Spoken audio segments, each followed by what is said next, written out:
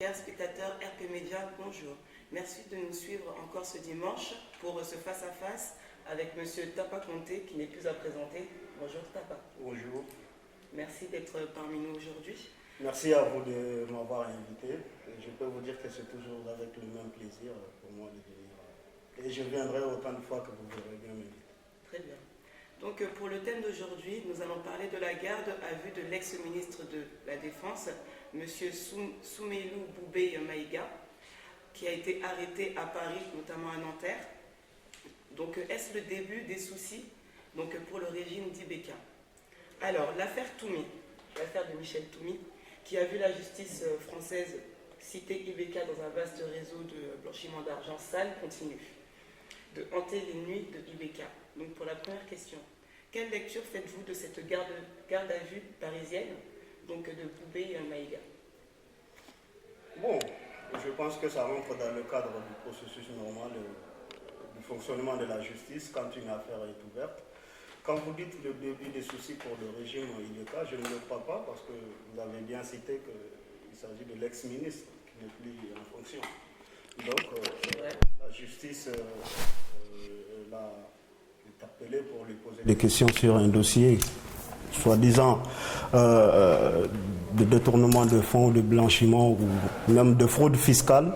Je pense que certes les médias ont cité le nom du président Ibeka qui a eu à s'expliquer là-dessus depuis. Je pense que tant que ça reste entre les mains de la justice fera son travail. Maintenant, sur ce genre de dossier, il y a toujours d'autres. Ce que nous savons, ce n'est pas ça le problème. Le problème, c'est surtout d'autres utilisations et d'autres pressions qu'on peut exercer en parallèle. Voilà, j'espère que ce n'est pas dans ce cadre-là et que la justice suivra son chemin. Après tout, ce qui est reproché à Toumi, c'est surtout la justice française s'intéresse surtout sur le volet de blanchiment et de fraude fiscale. Je pense que cette fraude fiscale concerne avant tout le fisc français. Donc la justice française se base sur le dossier qui concerne la France. Maintenant, s'ils disent qu'il y a Ibeka a à se justifier, comme je viens de le dire, la justice fera son travail. Je ne pense pas personnellement que ce soit un souci pour le pouvoir Ibeka. Alors, quand vous dites que c'est l'ex-ministre de la Défense, en même temps, quand il a été arrêté, c'est pour des faits qui ont été faits à l'époque où il était ministre. Alors, moi, j'aimerais qu'on dissocie les choses quand même. Moi, je pense que l'affaire Toumi est antérieure à la présidence d'Ibeka. Et ce sont des faits qui sont antérieurs à la présidence d'Ibeka. Alors, si vous me dites que Soumeylou a été arrêté dans le cadre des choses qui se sont déroulées dans le cadre de sa fonction de ministre, il va falloir me le dire lesquelles. Parce que le détournement de fraude fiscale et autres choses qui sont reprochées à Toumi datent d'avant la présidence d'Ibeka, à ce que je sache. Donc, s'il y a des éléments spécifiques sur lesquels on enquête durant durant le temps de ministre de Soumeylou Boubèye Maïga, je voudrais bien le savoir. Est-ce que vous voulez qu'on vous précise le pourquoi de l'arrestation de Boubèye Maïga par rapport à Michel Tomi? Alors en fait, Michel Tomi est accusé de blanchiment d'argent. Il a été rapproché à Ibeka parce qu'il a payé la campagne de Ibeka. Donc là aujourd'hui, tout le monde sait qu'ils sont proches. Donc apparemment, M. Tomi aussi aurait payé des jets privés, les déplacements de Ibeka. Ils se connaissent depuis des années. Donc voilà pourquoi on fait le rapprochement et voilà pourquoi M. Soumeylou Boubèye Maïga a été mis en garde à vue. C'est ce que je disais, quand ça concerne la campagne présidentielle, c'est antérieur à la présidence. Donc pendant la campagne, Soumeylou n'était pas ministre d'Ibeka. Oui. Ça, c'est le premier cas. D'abord, il faut situer les choses en termes de justice. La justice peut reprocher des choses à des gens. Il y a une enquête qui va être diligentée. Pour autant, la personne, jusqu'à ce que la justice se prononce et condamne la personne est présumée innocente. Ce n'est pas parce que la justice vous reproche des choses qu'ipso facto vous êtes coupable. Il faut que ça soit dit. Parce qu'il y a un temps de justice qui est différent du temps médiatique. Le fait, quand on revient, on le compare au cas en France ici, Nicolas Sarkozy, qui est sur tous les médias aujourd'hui, il est cité dans plusieurs affaires. Il a été cité dans des affaires dans lesquelles il a été blanchi. On peut soupçonner le Tommy qu'on en parle, c'était un homme d'affaires. On lui reproche des choses, à ma connaissance, jusqu'à ce que cette affaire soit ouverte. Il n'a pas été arrêté en France. Il était homme d'affaires. Le casino de Bamako, Ibeka a publiquement dit qu'il n'a pas de part dans le casino de Bamako. Les compagnies aériennes, lui, c'était un homme d'affaires. Mes sources sont bonnes. Il est d'ailleurs actionnaire dans Air Gabon. Et sinon, d'ailleurs, actionnaire majoritaire. Je parle avec réserve là-dessus. Mais pour autant, Air Gabon n'a pas été déclaré société voyou quand même. Et le fait qu'il soit un entrepreneur et qu'il loue des avions quand Ibeka fait sa campagne, jusqu'à ce que ça soit prouvé que l'argent qui a été, l'avion qui ont été mis à la disposition d'Ibeka l'ont été en contrepartie de quelque chose qui serait au détriment du Mali, je ne vois pas pour l'instant à ce qu'il y a de mal à cela. Mais quand même, M. Michel Tommy trempe quand même dans des affaires assez lourdes. Présumé. Présumé, oui, si vous le dites. Effectivement, il est propriétaire de Air Gabon. Apparemment aussi, il est propriétaire d'un casino donc, à Bamako. Maintenant, c'est assez étonnant qu'un président tel que Ibeka ait des relations avec un homme tel que M. Vous savez, heureusement qu'on n'est pas condamné pour les erreurs de nos amis, de ceux avec lesquels on a eu à travailler. Jusqu'à ce qu'il soit prouvé que Ibeka a une part de responsabilité dans les actions frauduleuses de Michel Tommy. On ne peut rien reprocher à Ibeka aujourd'hui. Et je ne vois pas à l'état actuel en quoi ça constitue un souci pour le pouvoir Ibeka. Maintenant, Soumaïlou, il a été interrogé par la justice. La justice, je suppose, puisqu'il n'y a pas eu grand-chose qui a filtré de ces discussions-là, je suppose qu'il a eu l'occasion de dire sa vérité à la justice. Laissons la justice trancher. À partir du moment où la justice se prononcera, si Ibeka est coupable en ce moment-là, on le saura. Mais à l'état actuel, on ne peut pas condamner Ibeka avant même qu'il ne soit jugé. Et quand bien même qu'il y ait des enquêtes, il faut aujourd'hui la justice française, si le fait de détenir le casino à Bamako est quelque chose de frauduleux, c'est avant tout à la justice malienne qui est souveraine de s'intéresser à ces dossiers-là. Et ce n'est pas la justice française, une fois de plus, de mener une enquête sur ce dossier-là. La justice française, je le rappelle, enquête sur le volet qui concerne les intérêts français. Et la justice défend les intérêts français et non les intérêts maliens.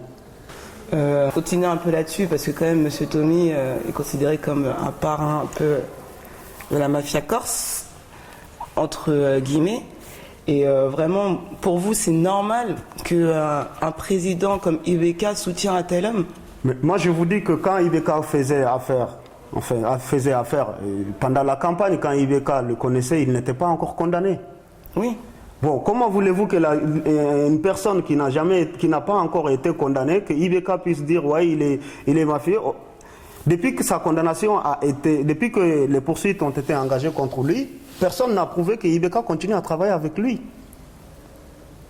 Voilà, on ne peut pas accuser Ibeka de n'avoir pas anticipé qu'un jour Tommy serait jugé, considéré comme un voleur ou je ne sais pas quoi, et de ne pas travailler avec lui. Jusqu'à ce que la justice s'intéresse à lui, il était considéré comme un homme honnête qui faisait des affaires. Maintenant, si la justice venait à le condamner, ça c'est autre chose. Alors, passons à la deuxième question. Donc, on va revenir sur Soumaïlou Boubèye Maïga. Donc, même s'il n'est plus ministre, cette garde à vue n'entame-t-elle pas la crédibilité du président Ibeka? C'est la responsabilité individuelle des gens. Si Soumaïlou a été mis en garde à vue, je pense que soit, je ne sais même pas quel est sa statut, est-ce que c'est témoin assisté ou on souhaite entendre des choses qu'il sait, ou c'est parce qu'on le considère comme étant un complice éventuel, ou je n'en sais rien. Parce qu'il y a très peu de choses qui ont filtré de ce garde à vue. Maintenant, moi je pense qu'il a eu, comme je l'ai dit, il a eu à dire sa vérité. On verra, la justice tranchera si Ibeka. Mais en soi, je ne vois pas en quoi Ibeka s'est remêlé à ça. Jusqu'à ce que ça soit prouvé. Moi je veux bien qu'on accuse Ibeka, mais attendons quand même que la justice se prononce là-dessus. Et en ce moment, on en tirera toutes les conséquences. Bon, dire un peu là-dessus, parce que apparemment, quand Soumeilou Boubé Maïga est arrivé donc à Paris, apparemment, on aurait intercepté des textos, des messages, qui impliquaient qu'on devait lui remettre donc une très grosse somme d'argent, qu'on a qualifié comme pot de vin, par aider apparemment à mettre des gens en relation. Et donc du coup, s'il a été arrêté, c'est par rapport à ça. Bon, vous voyez, on est parti de l'affaire Tommy pour venir à l'histoire du contrat d'armement. À ce que je sache, jusqu'à présent, je vais finir, s'il vous plaît. Très bien. Jusqu'à présent, la justice française n'a pas à se mêler de cette histoire d'achat d'armement. Et il n'y a aucune procédure judiciaire en France qui est ouverte concernant l'achat d'armement. Maintenant, on peut toujours spéculer. On peut toujours dire, on aurait entendu ceci, on aurait vu ça. Pour l'instant, moi, je ne commente que les faits. Les faits dont j'ai les preuves. Les faits qui ont été établis. Des suppositions, je suis désolé, mais moi, je peux supposer tout et n'importe quoi aussi. Hein. Non, mais vous pensez qu'on peut arrêter un homme comme ça si on n'a pas de preuves? Mais l'homme, aujourd'hui, il est au Mali, là. Oui, c'est vrai. Bon, s'il avait commis un acte délictueux et que la justice l'ait condamné, il serait peut-être en prison ici aujourd'hui. Laissons la procédure aller jusqu'au bout de son terme.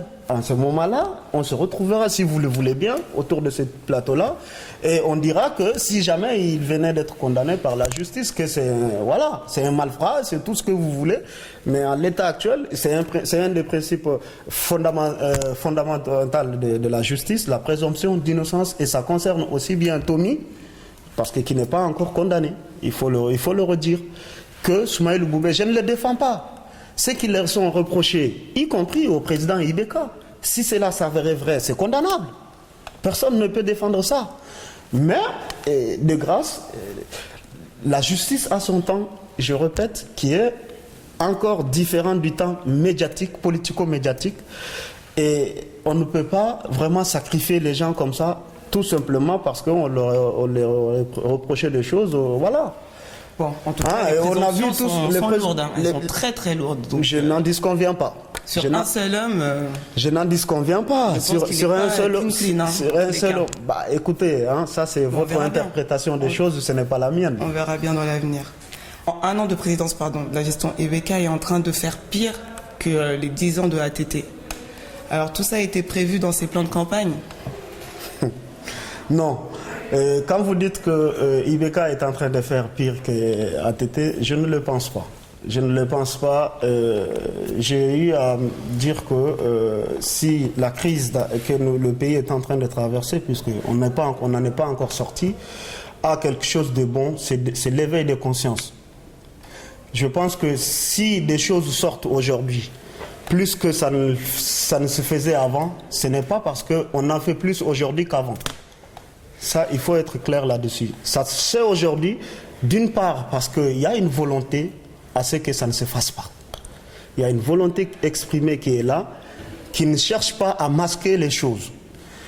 Et les Maliens, aujourd'hui, il y a un éveil de conscience qui fait que les Maliens sont devenus de plus en plus exigeants, et à juste titre d'ailleurs, des gouvernants. Et au-delà de ça, on va même arriver au niveau des institutions internationales de Bretton Woods, telles que la FMI et autre chose. Mais moi je dis, si aujourd'hui, ils s'intéressent davantage à la gestion quotidienne des fonds qu'ils allouent à l'Afrique, si ça avait été fait auparavant, je suis sûr que l'Afrique n'en serait pas à cet état-là aujourd'hui. Maintenant, je ne dis pas que parce que ça se faisait avant, aujourd'hui il faut que ça soit permis, non. Ce n'est pas ça. Mais moi, je dis que si ça se fait aujourd'hui, c'est parce que, avant tout, non seulement il y a un éveil de conscience, mais le pouvoir en place, et ça c'est à mettre, je suis désolé, mais c'est à mettre au crédit d'Ibeka. Il n'y a pas une volonté de l'État de masquer les choses, de cacher les choses. Mais tout le monde sait quand même que ce n'est pas le premier avion qui a été acheté par le Mali. Bon, qui sait combien le premier avion a été acheté et dans quelles conditions? Qui s'est posé la question à l'époque? Personne. Alors, pourquoi les personnes citées par donc, les révélations de surfacturation sont toujours à leur poste? C'est quand même étonnant, oui. Tout ce qui se passe, qu'ils sont encore en poste. Ce que je peux vous dire là-dessus, c'est qu'il y a ces enquêtes qui ont été diligentées et il y a le Premier ministre qui s'est prononcé suffisamment là-dessus. Le président même l'a dit, quand les faits seront établis, il n'y aura aucune impunité. Il y aura des sanctions administratives qui vont tomber et des sanctions judiciaires suivront. Et je pense que peut-être que vous et moi, on peut être impatients aujourd'hui, mais attendons que les faits arrivent à leur terme et qu'on regarde que ces gens, je ne doute pas un seul instant que le président Ibeka ne pourra pas garder ces gens-là si les faits sont établis à leur place. C'est inadmissible. En tout cas, en une année, ça fait beaucoup quand même. Hein. Dans la vie d'une nation, c'est très peu. Dans la vie d'un homme, ou le quotidien de quelqu'un qui souffre, on peut toujours dire que c'est trop. Et c'est le cas des Maliens. Mais je pense que dans la vie d'une nation, une année, c'est très peu. Le pays, c'est très très lourd. L'administration est très très lourde à décoller. De la prise de la décision jusqu'à l'exécution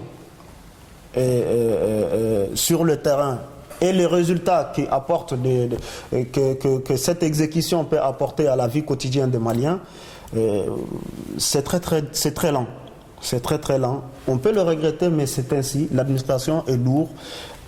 Ce n'est pas comme une entreprise où on décide tout de suite, tous les services se mettent en route. Il y a beaucoup de contraintes qui sont là, qui font que les choses, on a parfois l'impression que les choses ne décollent pas. Mais la réalité, c'est qu'il faut que ça prenne le temps de décoller. Alors, la garde à vue de l'ex-ministre de la Défense, Ibeka Soumeylou Boubèye Maïga, dans les affaires de malversation, n'est-elle pas quand même le début des soucis pour Ibeka? Parce qu'il doit être un peu inquiet. Alors, je ne le pense pas. Ceci étant, je ne suis pas dans la chambre de secret du président Ibeka. Totalement, c'est juste votre personnellement, mais je ne vois pas en quoi, ce que je ne pense, je peux me tromper. Et je pense que Ibeka, en la matière, je ne pense pas qu'il ait quelque chose à se reprocher. Et si c'est le cas, il n'y a aucune raison que ça l'empêche de dormir. Comme il nous le dit, il dit que il n'a rien à voir avec toutes ces affaires dans lesquelles où il est cité. Et Dieu seul en sait qu'en politique, il y a beaucoup d'affaires sur lesquelles beaucoup de gens sont cités. Heureusement que parfois la justice arrive à rétablir la vérité. Ce qui est grave, c'est les aspects que nous ne maîtrisons pas. Quand on regarde toutes ces affaires qui concernent d'ailleurs souvent les chefs d'État africains qui sont révélés au grand jour par les grands médias occidentaux, je ne dis pas que, même si je suis un adepte des théories du complot, je ne dis pas que c'est un complot. Mais il y a toujours quand même d'autres exploitations qui en sont faites et qui ne sont pas très souvent pour défendre les intérêts des Africains. Nous savons qu'il y a beaucoup de chefs d'État africains et quand ça concerne certains, jusqu'à leur mort, il ne leur arrive rien. Et vous et moi, nous savons pourquoi on ne leur dérange pas. Hein, par contre, il y en a d'autres où on essaie d'appuyer toujours sur l'opinion et Dieu seul sait pour quelles raisons. Alors comment pensez-vous que Ibeka relèvera le défi avec ce déficit de crédibilité, notamment à l'intérieur du Mali et à l'extérieur? Parce que sa crédibilité est un peu... Ce que je viens de vous dire, la crédibilité d'Ibeka ne sera entamée le jour où il sera établi par la justice que les faits délictueux qui lui sont reprochés sont vrais et fondés. J'ai bien entendu. Mais Ibeka ne va pas. Dans l'opinion publique. Je veux venir. L'opinion publique, bien sûr que c'est dramatique. Les gens se posent des questions. Mais bien sûr que c'est dramatique. Que ce sont des choses qui se disent du jour au lendemain comme ça, qu'on jette en pâture l'honneur des gens. Mais la réalité, c'est qu'il faudra expliquer aux gens, et c'est de la responsabilité aussi des médias en ce moment-là de dire ça aussi. À chaque fois qu'on dit des choses comme ça, il faut préciser qu'il s'agit des soupçons, des enquêtes qui sont là. À cet instant T, rien n'est prouvé